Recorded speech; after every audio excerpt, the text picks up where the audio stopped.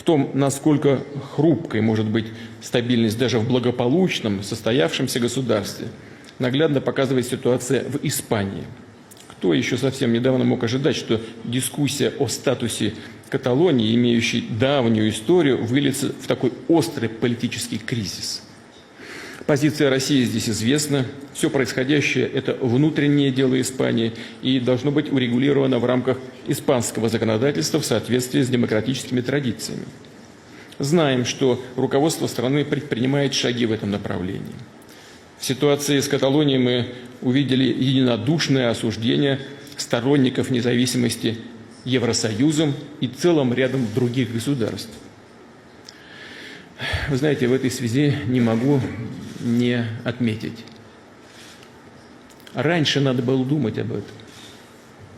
Что, никто не знал о подобных длящихся веками противоречиях внутри самой Европы? Знали ведь, правда? Знали.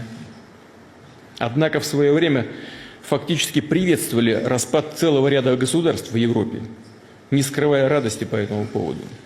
А зачем же нужно было так бездумно, исходя из политической текущей конъюнктуры и желания угодить, прямо скажу, старшему брату из Вашингтона, безоговорочно поддерживать отделение Косово, провоцируя подобные процессы в других регионах Европы, да и в мире?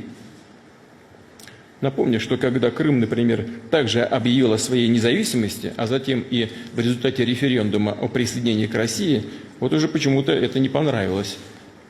А теперь вот, пожалуйста, Каталония, в другом регионе Курдистан. И это может быть еще далеко не исчерпывающий список. И возникает вопрос, а что мы будем делать? Как к этому относиться? Получается, на взгляд некоторых наших коллег, есть правильные борцы за независимость и свободу, и есть сепаратисты, которые не могут отстаивать свои права даже с помощью демократических механизмов.